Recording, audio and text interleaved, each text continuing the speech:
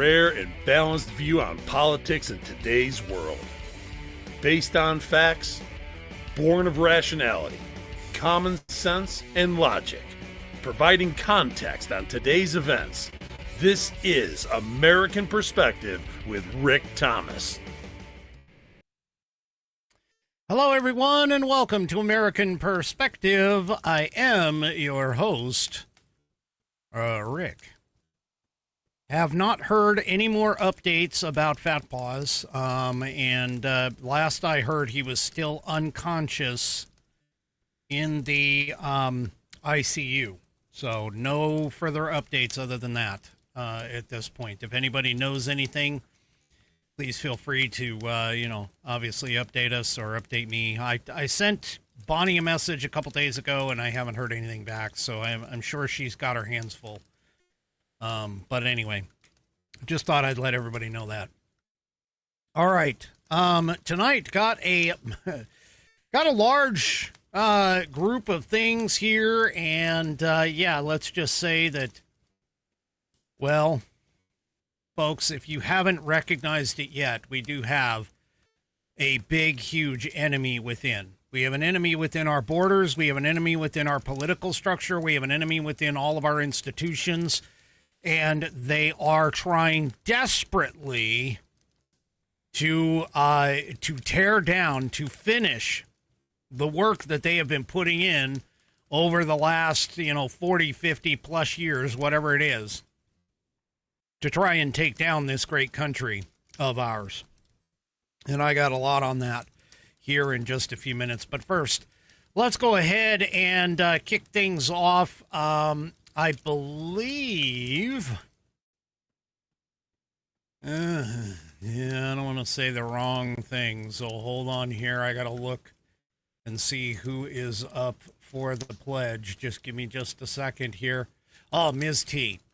So Ms. T of Texas is up for the pledge. So if you are of mind, please stand, remove your hat if you're wearing one, like me, and follow along with Ms. T of Texas as she recites the Pledge of Allegiance. I pledge allegiance to the flag of the United States of America and to the republic for which it stands, one nation, under God, indivisible, with liberty and justice for all. And, of course, I thank you, Ms. T, for that wonderful rendition of the pledge. If you would like to hear your rendition of the pledge played here on the program, all you need to do is record yourself performing the pledge or reciting the pledge in your style. Then take that audio file, video file, whatever kind of file, and attach it to an email address and send it off to me. Send it to fans, F-A-N-S, at AmericanPerspective.online. That's fans, F-A-N-S, at AmericanPerspective.online. And I will, of course, get you into the rotation. I'm looking for number 21. I have 20. Looking for number 21. So if you want to be the 21st, all you need to do is get that done. And if you do it on your phone, you can hit the share button, and that'll do the exact same thing. You can hit share and send it off to me. Send it to fans, F-A-N-S, at AmericanPerspective.online. All right, tonight's headline sponsor, I'm wearing one of their fabulous America-themed shirts. That's right.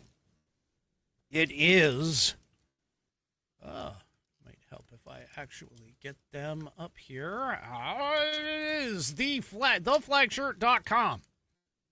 That's right. Theflagshirt.com is where you can go to get all their fabulous American patriotic styles, whether it's men's, women's, kids, made in the USA, accessories in the great red, white, and blue. As you know, I wear their men's cotton polos often on the show. You should go and check them out. Go and check out theflagshirt.com. And if you order $75 or more of their product, they will give you free shipping Now, that's a standard offer all the time. If you do, all you have to do is order $75 or more of their product, and they will always give you free shipping. But I know not everybody is willing or able to order $75 or more of their product. And so I am going to help you out. I am going to help you out right here on American Perspective. All you have to do is go to flagshirt.americanperspective.online. That's flagshirt.americanperspective.online. And you will be presented with a coupon code that will allow you to copy and paste into the promo code box, and you'll receive, for that coupon code, $5 off your order on American Perspective. Go to flagshirt.americanperspective.online, where you will be presented with a coupon code.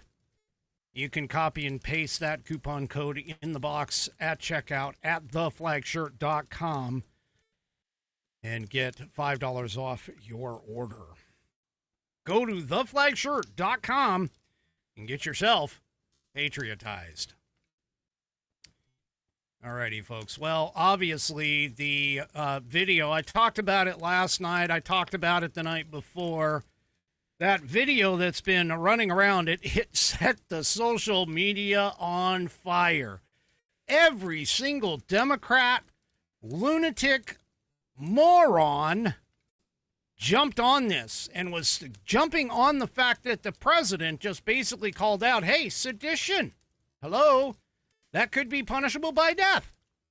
That's it. That's all he said. He was saying seditious activities, which is true. If you are convicted of certain seditious activities, you could be punished up to and including death. But, of course, the left is immediately jumping on there saying, oh, my God, he is threatening the 6 Democrats. We're going to call them the seditious 6. The 6 Democrats that were in that video. He's threatening them. In fact, I haven't looked into this, but I heard tell that they actually called the Capitol Police.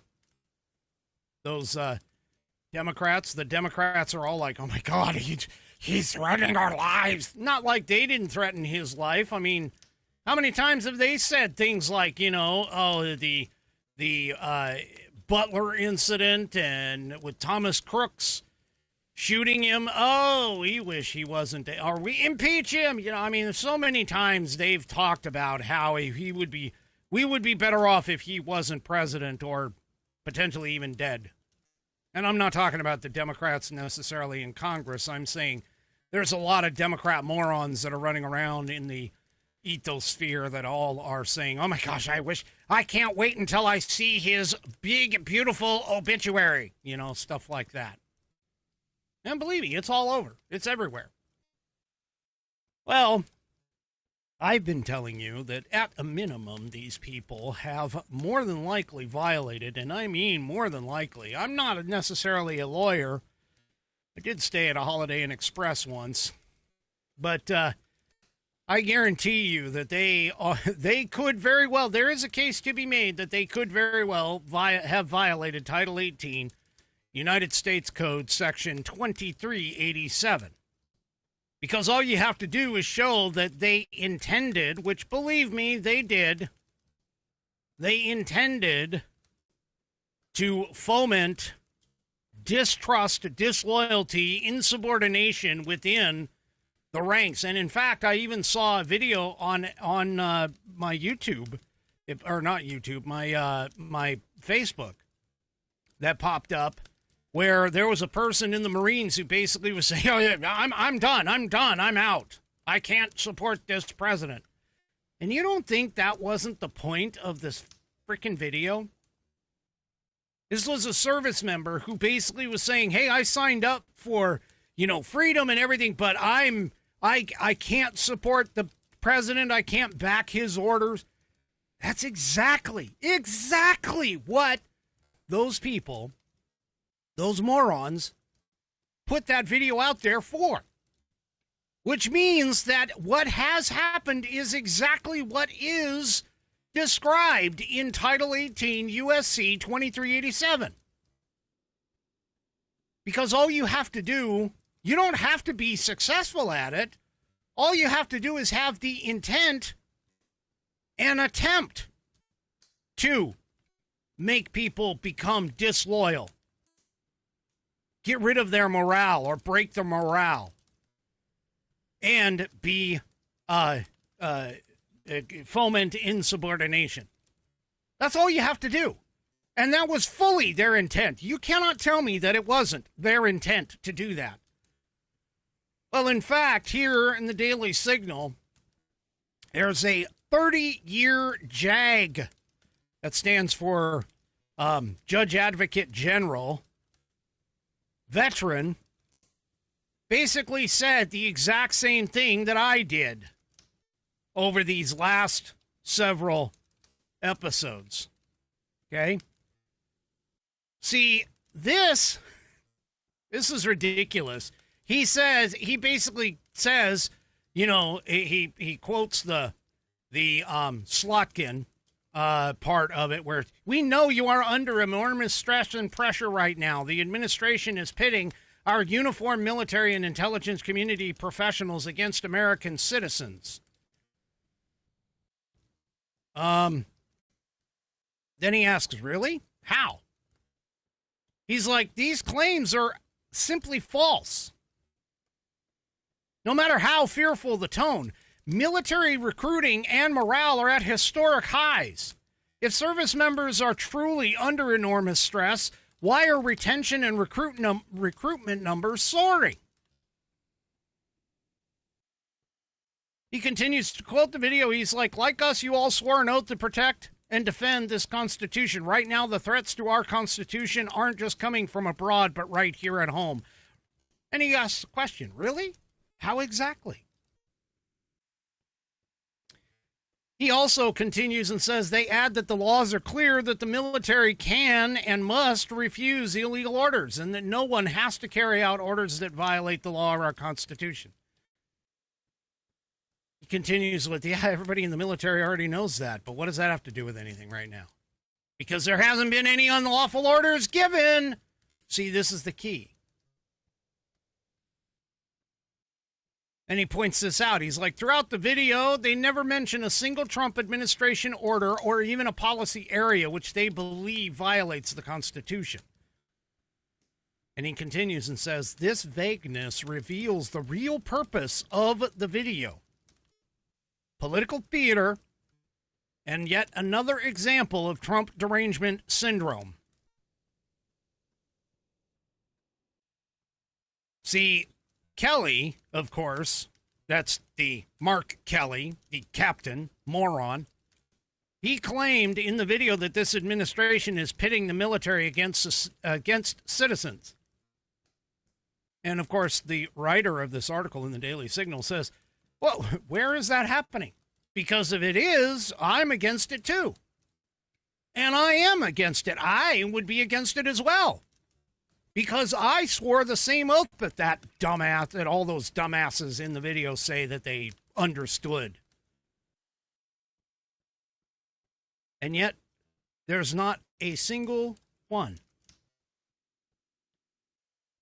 He asks, the writer asks, is this about immigration enforcement, the deployment of the National Guard troops to the border or in blue cities to assist federal immigration officers? They don't bother saying. And he points out the interview that I played last night with Crow, where Crow couldn't name one. He ignored the question of, well, what order is illegal? What is it that you guys are trying to tell the military folks? What is it? And he couldn't even come up with any of them. In fact, he ignored the question. And he also points out, again, being a 30-year veteran of the JAG Corps, says, you know, the reality is that the military already has robust systems in place to handle questions about the legality of orders and uses that system every day. Even Crow pointed that out during the interview. He's like, look, we have training. The military has training. So again, I bring up the point. What was the point of the video? If you yourself, meaning Crow, if you yourself say that, hey, our men and women are smart, they are intelligent, they get training on this all the time, I've given the training, then what the hell was your purpose in putting that video together? Because it certainly wasn't training them. You didn't provide any single solitary example of what an unlawful order would be. All you simply did, all these 6 simply did, was just infer that something was off. Yeah. Now, the thing is that service members are required to follow lawful orders. If they don't follow a lawful general order or even a specific order, they can and often are court-martialed under the Uniform Code of Military Justice for violation of Article 92. Article 92, which is failure to obey an order or regulation.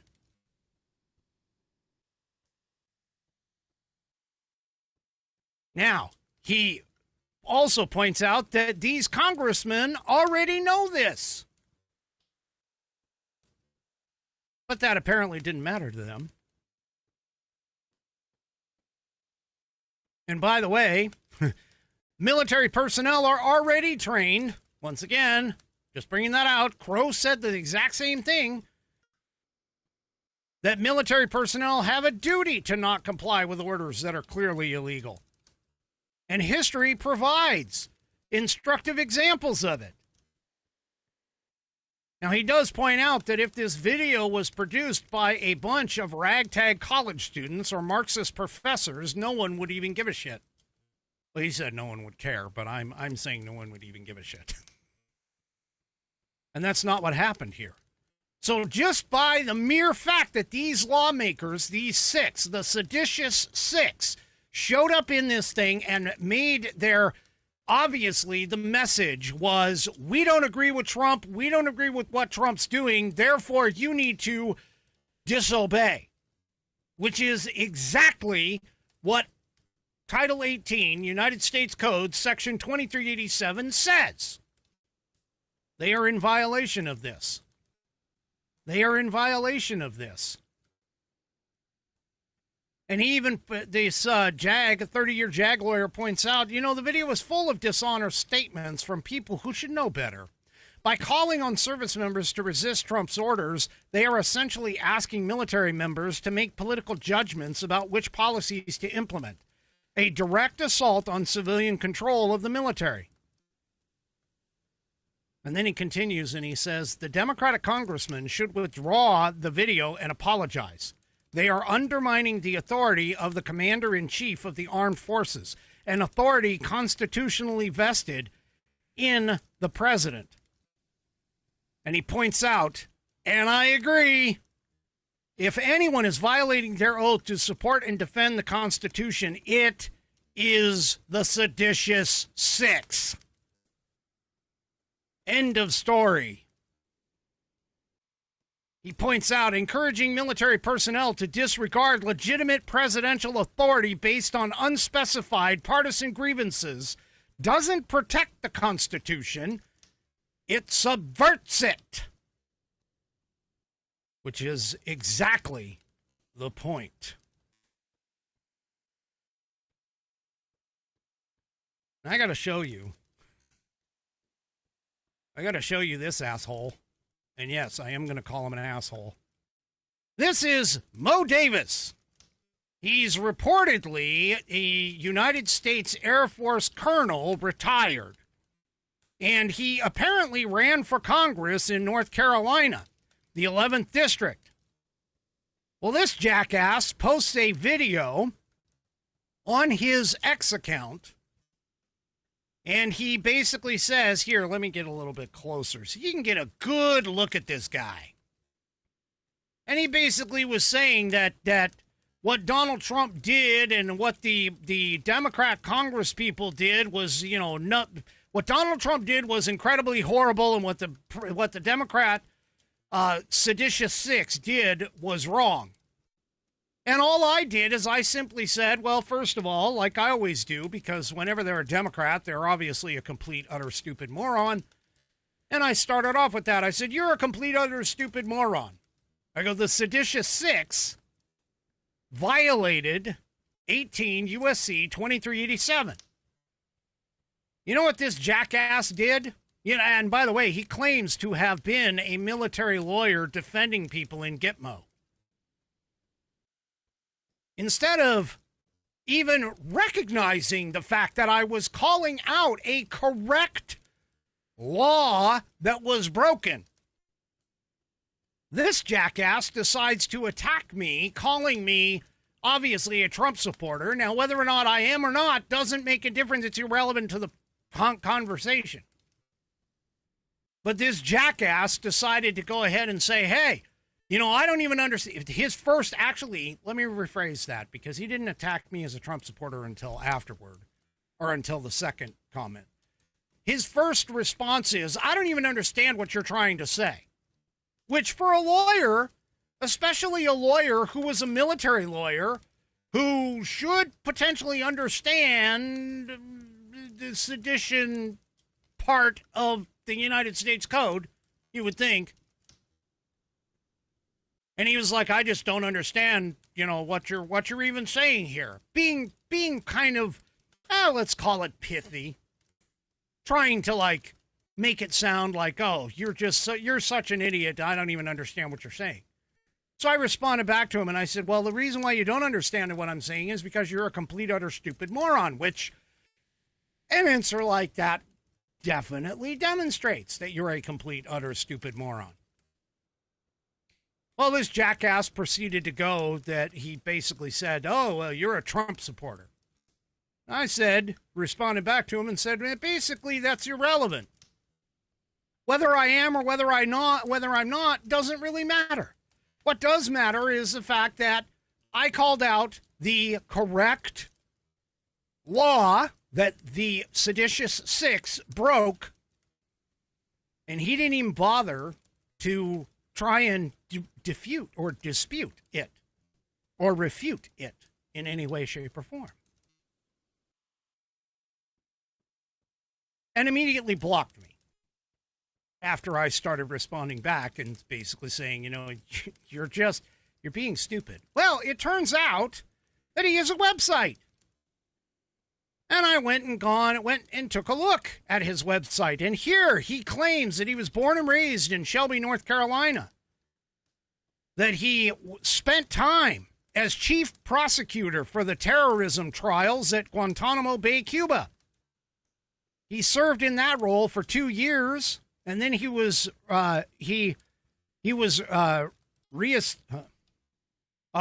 resigned. He resigned when he was ordered to use evidence that was obtained by torture. So he resigned. He didn't retire. He resigned that position. Okay, now I'm starting to see. He's not retired. He resigned. Anyway. Yeah, when he was in the Air Force, he earned a Master of Laws in Government Procurement Law. Oh, Master of Law in Government Procurement Law. So he wouldn't even know about the sedition section, apparently. Well, guess what? It also turns out he has a podcast called Muck You. Yeah, he brings some straight talk to the crooked world of politics. What a bunch of bullshit. Look at who he's had on. Now this, obviously, David Hogg, Rick Wilson, Adam Kinzinger. Let's see. Who else are some of the other people on this thing? Joe Walsh. Yeah. What a fucking idiot. I'm sorry, but he is. What a moron. What a moron. Anyway. So guess what? Mo Davis. Potentially a fake lawyer. And definitely a complete, utter, stupid moron. You've made it into the Moron Files here on the American Perspective Show. Oh, I wish there was some sort of an award I could give him. I mean, seriously. Anyway. All right. I'm done with that candy ass. Anyway, apparently, I don't know if anybody caught this, so I'm just shifting gears here a little bit. Because this is also another moron file, but this guy's shown up in the moron files before, I think. He's the Chicago Democrat mayor. So apparently, there was this guy, and I'm not going to give his name, but he's a criminal who apparently had 14 criminal cases, had several battery charges dating all the way back to 2017. In 2020, he was reportedly under a 24-month mental health probation after he had started a fire outside of a building in Chicago. He's been charged with reportedly dozens of felonies over the past 3 decades. He was released by the Chicago justice system, the Democrat justice system. And he apparently attacked a 26-year-old woman by pouring gasoline on her and setting her ablaze while being on a Blue Line train near downtown Chicago. Why am I calling out Mayor Brandon Johnson? Because he finally has apparently woken up. Nice red pill there, Mayor. Here in the Daily Wire, Chicago Dem mayor calls justice system an absolute failure after career criminal torches woman. The system we had failed to intervene, and now we have a woman who is fighting for her life. I am praying for her. Well, let me think about this for a second. He's the mayor. He's the guy in charge. He's the man who is in charge of the entire city. Seems to me like you could do something, Mr. Mayor. Yeah. Seems to me that you could potentially do something. He goes, this is his quote. He said this during a City Hall press conference yesterday. This is an absolute failure of our justice system as well as our mental health institutions. Yeah, really? Okay.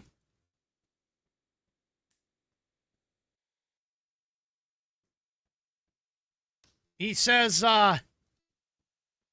this individual was charged with dozens of felonies over the past 3 decades. He was clearly seriously mentally disturbed and a danger to himself and others. The system we had failed to intervene, and now we have a woman who's fighting for our life. Yeah. Well, Mr. Mayor, all I gotta say is, you're the dumbass who talked about getting rid of the police. You're the dumbass who refuses to, help ICE in your city. You're the dumbass that sits there and talks about being a sanctuary city and not following law. Yeah. What a complete, utter, stupid moron.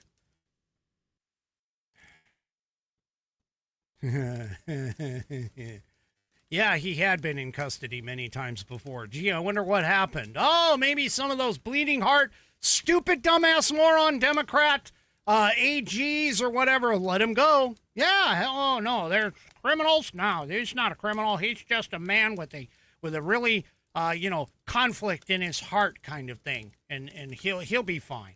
Yeah. All right, really quick, a couple of things that I just got told by my fantastic Whiskey Warrior P1s that are out there. They are the most intelligent listening audience in the ethosphere, and I just got to tell you, apparently Marjorie Taylor Greene has decided to resign from her post. She is going to step down January 5th of 2026. And also, apparently, the Supreme Court just told the lower court activist judges who tried to kill the GOP-favored 2026 map of Texas. You recall it was a 3-panel judge that 2 of them went completely bonkers, and the one that wasn't, the one that was actually smart, wrote a scathing dissent. Well, apparently Samuel Alito just issued an emergency order to restore that map immediately, which we all knew was going to happen. I mean, that was just a foregone conclusion. So I'll probably have more on that tomorrow, is my guess. Well, to continue on with our morons, so there's this Democrat congressional candidate who is apparently running in the city, or she's running in Tennessee. Okay, she's running for the state's 7th congressional district after former Republican Representative Mark Green retired following the passage of the One Big Beautiful Bill this past July. Well, this complete dumbass Democrat candidate, God, if anybody goes and votes for this idiot, I'm telling you, you're a complete, utter, stupid moron as well. Because here she is on a podcast where she's talking about Nashville and how much she, well, we'll just take a listen. I've been heavily involved with the Nashville mayoral race because I hate the city, I hate the bachelorettes, I hate the pedal taverns, I hate country music, I hate all of the things that make Nashville apparently an it city to the rest of the country, but I hate it. Yeah. Oh, so wait a minute. So she's running to represent you, and she hates she hates where she comes from. Seriously, let's go back and listen to that again. I mean, this is on par. This is seriously on par for a Democrat moron. Take a listen again. I've been heavily involved with the Nashville mayoral race because I hate the city, I hate the bachelorettes, I hate the pedal taverns, I hate country music, I hate all of the things that make Nashville apparently an it city to the rest of the country, but I hate it. Yeah, I'm that girl at the airport that all these bachelorettes are giddy walking out in their two-toned colored Pantone pink shirts, and they walk out and they're like, oh my God, Nashville is so fabulous! Yeah, so she has been trying to back this out.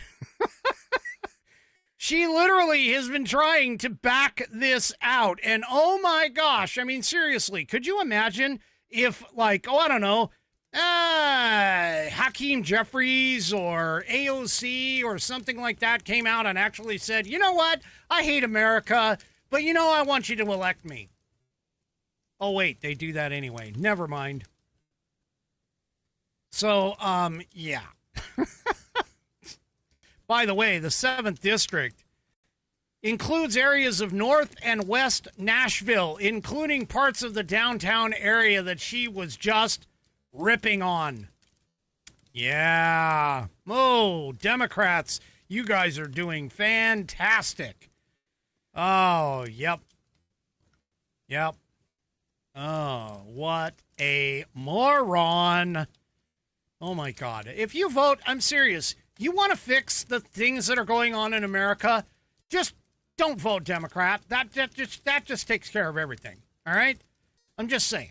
That just takes care of everything. We'll be able to fix everything in America by just not voting Democrat. Just saying. All right. Let's see if this will come up. Okay, if you still haven't tried 1775 coffee, now is your shot. The 1775 starter kit just dropped. There's a limited number of units available. You're getting the bold dark roast that hits hard, the smooth medium roast, and the Vitality Mushroom coffee for clean energy and laser focus with no crash in each kit. All of these are single origin, small batch, toxin-free, and mold-free. Plus, you're also getting my personal favorite, the gold spoon clip, because freedom isn't scooped with plastic. You'll also be receiving a frother that is strong enough to stir up not only your coffee, but also your mother-in-law's your mother-in-law's opinions. She's got a lot of those. And you'll also be receiving a black 1775 tumbler. It's $170 worth of coffee and gear, yours for just $99. This is for the ones who have been watching 1775 Coffee blow up on Rumble and are wondering if it's actually worth it. Spoiler alert, it is. Go to 1775coffee.com/studio. That's the numbers 1775, the word coffee, all together, all one word, .com/, which is your question mark key, studio, STUDIO, and grab your starter kit before they are gone. Bold beans, clean fuel, and a morning routine that stands for something, just like Rumble does. Go to 1775coffee.com/studio and grab your starter kit today.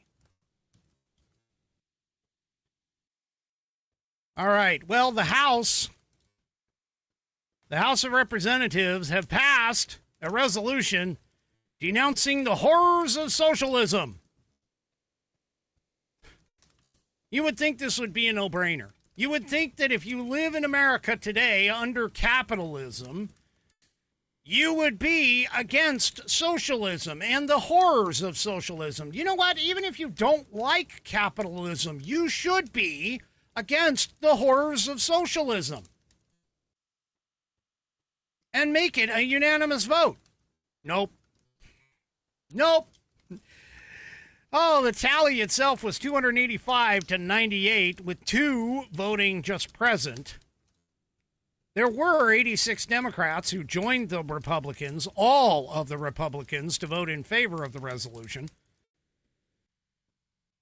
By the way, that resolution was introduced by Representative Maria Elvira Salazar from Florida, a daughter of Cuban immigrants who fled the communist regime of Fidel Castro. There were 63 co-sponsors on the resolution. The resolution itself states that socialist ideology necessitates a concentration of power that has, time and again, collapsed into communist regimes, totalitarian rule, and brutal dictatorships, and has repeatedly led to famine and mass murders, and the killing of over 100 million people worldwide.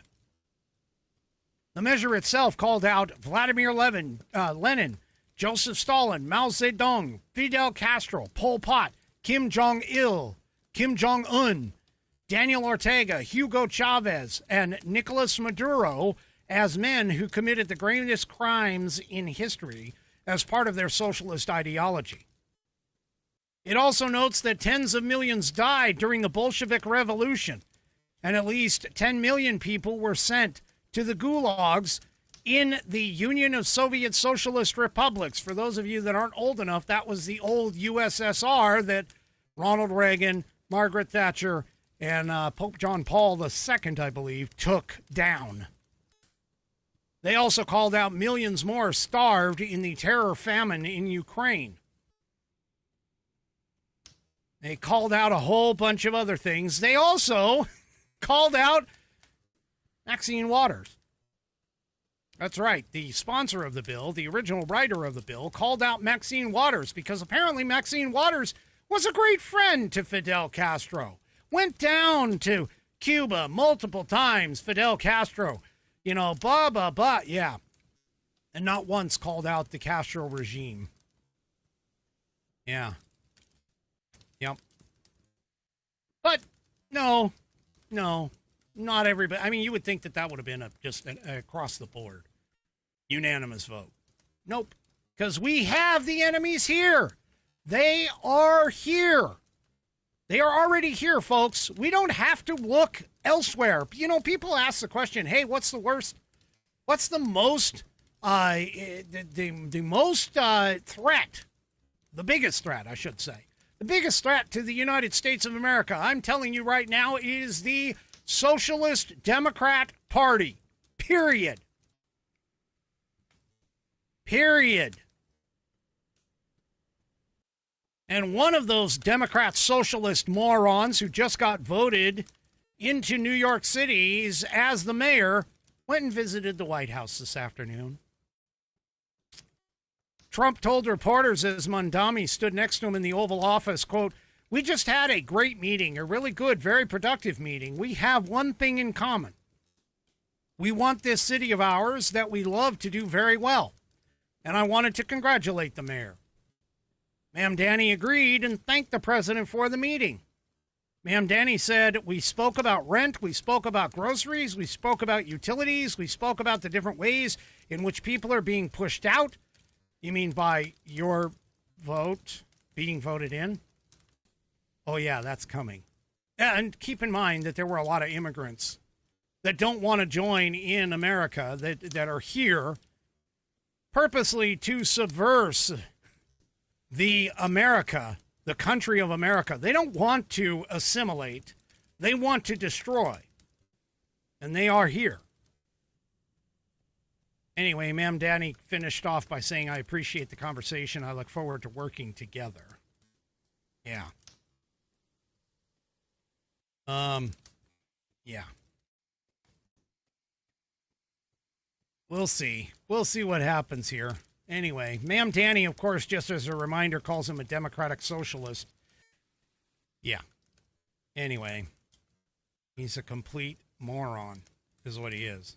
And I guarantee you that this is going to be very interesting to watch. Well, it's not only him in Seattle or in New York City. You also have the Seattle. Seattle just elected the socialist for a mayor as well. But here's how smart Zoran Mamdani might be. Well, he was talking about his campaign. And, of course, keep in mind, he's calling New York City. He's saying international law will exist here. First of all, you need to understand there is no international law. That's number one. That's a misnomer. Second of all, the Constitution does not allow for anyone other than the U.S. Constitution, because the U.S. Constitution is the supreme law of the land to be used here in the United States. That's part of the reason why the WHO can't take over our health system or any other system, or the UN can't come in to our country and try to take away our guns or anything else, because our U.S. Constitution prohibits all of that. The U.S. Constitution is the supreme law of the land, not international law. So this jackass has already put out that New York City isn't going to follow the U.S. Constitution, apparently. But he may have already, stepped in it, because he is just the latest Democrat to admit that he's probably broken the law. This time by hiring illegal aliens to work for his campaign. That's right. He goes, "I heard from an older Bangladeshi woman who told me she canvassed me over the course of this campaign in fear of being picked up." That's his quote.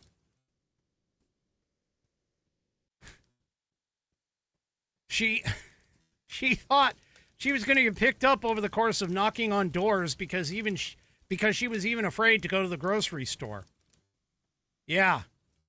Except there's only one problem. New York City's laws don't supersede federal laws. Oh, hey, wait. Oh, my goodness.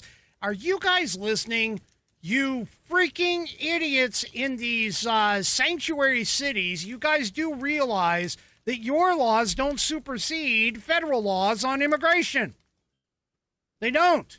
They also don't supersede federal laws concerning the employment of illegal aliens.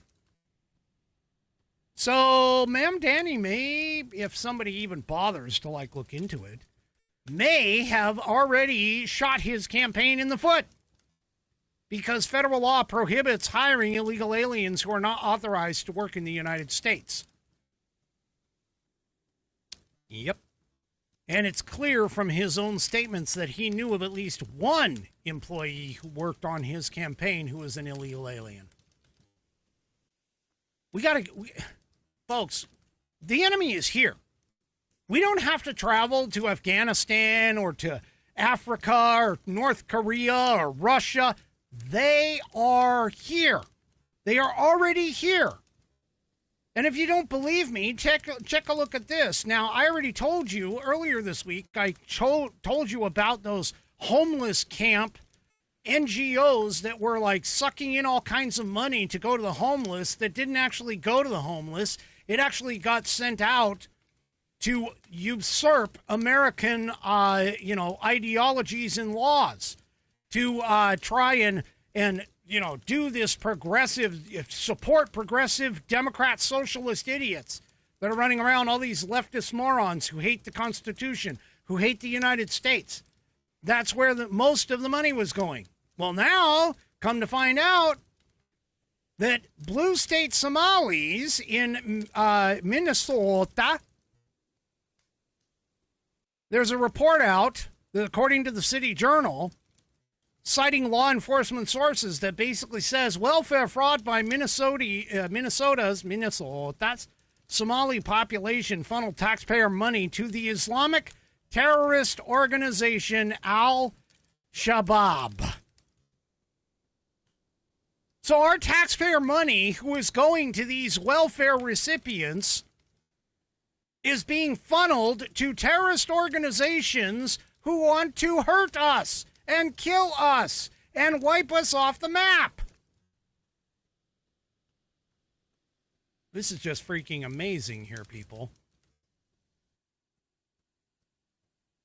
According to the outlet, the City Journal, untold millions of state dollars flowed from Minnesota's based Somalis to the overseas group, including funds from the Minnesota's Department of Health and Human Services. Department of Human Services, DHS. Democratic Minnesota Governor Tim Walsh's administration is now under scrutiny after federal probes revealed rampant fraud in the DHS program meant to help struggling residents find taxpayer-funded housing. You know, I seem to recall that he's also under investigation for some kid thing. You know, like, that school lunch program that got taken for millions of dollars as well, and was reportedly the biggest fraud that the U.S. government has investigated. I'm telling you. These people, they are here, folks. The enemies are here. They are here. And by the way, just so you know, Al-Shabaab, which is an Al-Qaeda affiliate, has killed Americans in numerous attacks around the world, according to the Office of the Director of National Intelligence. One of the group's operatives was found guilty in 2024 of plotting a 9/11-style plane attack in the U.S.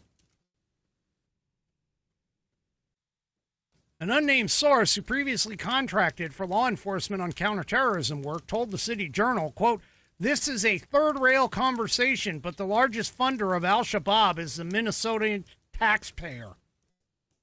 The report did not specify a time frame or specific programs that were the source of the funds. And neither the Minnesota DHS Inspector General's office nor the FBI's Minnesota field office responded to the Daily Caller News Foundation's request for comment. Yeah. Apparently, according to the City Journal, much of the money was sent to Havalas, clan-based money traders, and then laundered for Al-Shabaab.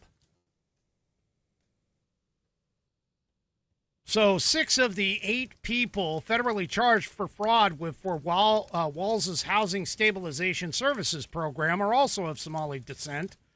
Department of Justice spokesperson told the City Journal that the state shut down the program on October 31st due to widespread fraud. Yep. Oh, and I'm not done yet. Here's another one. Radical Islamist organization Muslim Brotherhood is now infiltrating U.S. colleges to transform Western society from within. Yes, the Muslim Brotherhood is halfway, reportedly, through its plan to transform Western society from within by covertly embedding its allies and ideology on college campuses and in other mainstays of American life, a new report warns. Which, by the way, too, just as if you want to see what is in our future here in America, should we continue with this unchecked immigration, All you have to do is look to Europe. In France, a majority of the Muslim immigrant population that is over there prefers Sharia law. There's almost 70% of the Muslim immigrants that were polled. They all thought that Sharia law was better. Folks, telling you, the enemy is here. The enemy is here. Now, here is going back to this Muslim Brotherhood thing. The analysis published on Wednesday by the Institute for the Study of Global Anti-Semitism and Policy calls on the U.S. to designate the Islamic group a terror organization to thwart its efforts to penetrate all aspects of American life. The ISGAP's director, Dr. Charles Asher Small, says we are now 50 years into the Brotherhood's 100-year plan to entrench themselves into key institutions in the United States and other Western societies to undermine and destroy our democracy, our constitutional republic. He says this is not simply a political movement, but a transnational ideological project that adapts itself to Western systems while working to undermine them. This 200-page report claims to have exposed the group's civilization jihad strategy, which involves influencing both educational institutions and government agencies. You think? University campuses, according to the report, are in particular an important strategic arena for the group's efforts. Yeah. Well, there's one guy who is watching this, and I'm telling you, we got to stop this unchecked immigration. We've got to start vetting these people. We've got to start making sure that these people actually do want to assimilate before we allow them to immigrate. And Chip Roy, he is demanding a near total ban on immigration until the federal government actually hammers down large-scale changes to the immigration system. He introduced the Pause Act yesterday, which is a bill that would temporarily freeze legal immigration admissions until long-standing policies that enable illegal immigration are scrapped, and the current system of unfettered chain migration is replaced with a merit-based model. According to the text of the legislation obtained by the Daily Caller News Foundation, the problem isn't just illegal immigration, it's also legal immigration, Roy stated to the DCNF. How many times, I agree with him, how many times have we seen people who have come here on green cards, they come here, they go to universities, they foment hate, anti-Semitism. Just look at the last round of Palestinian anti-Israel protests that we've had across all of these Ivy League campuses. We need to stop this. We need to stop this crap coming into our country. I have said this on multiple occasions. The United States Constitution does not apply to everyone. It applies to American citizens. And for some damn reason, people seem to think that, oh, no, the U.S. Constitution applies to every single breathing individual who happens to be within our border. And that is a bunch of crap. That is a bunch of crap. And I'm telling you, history shows that it's not this way. That it is not the way that the leftist organizations and the leftist subversives who have infiltrated our educational system are attempting to teach you. That's wrong. That is wrong.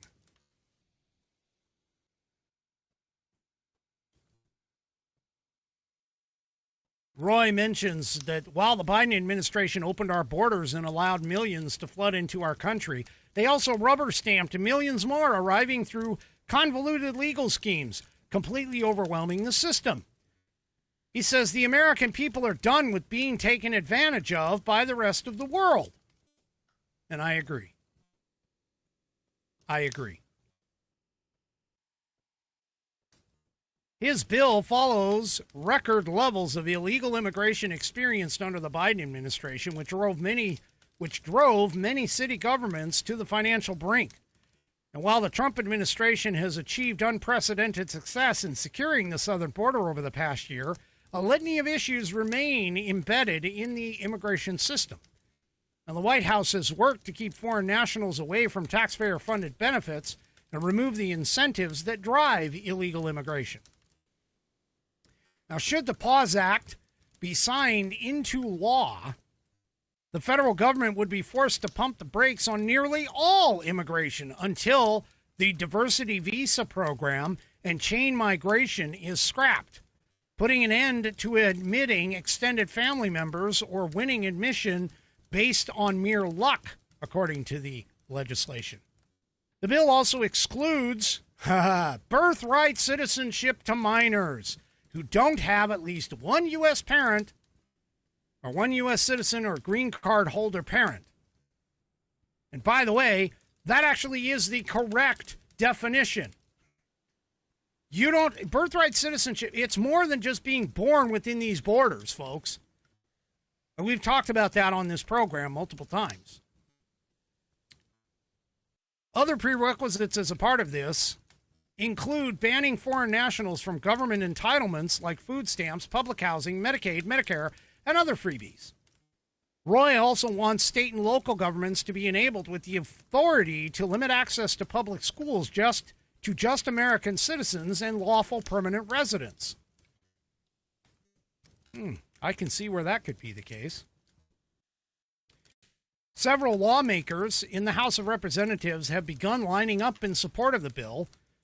GOP reps Keith Self, Brandon Gill of Texas, Andy Biggs of Arizona, Lauren Boebert of Colorado, and Andy Ogles of Tennessee are listed as original co-sponsors. So, yeah. Yep. I 100% totally agree with this. Absolutely. The R.J. Howman, who is the president of the National Immigration Center for Enforcement, said of the bill, Congress should pass the PAUSE Act to protect the public, uphold ordered liberty, and reaffirm that entry is a privilege linked to allegiance to our constitutional order. Once again, Chip Roy sets the standard.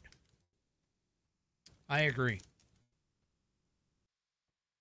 I totally agree. Now, this legislation continues and also demands prohibition on immigrants who are CCP members, adherents of Sharia law, known or suspected terrorists, or otherwise belong to designated foreign terrorist organizations. Sounds like a damn good idea to me.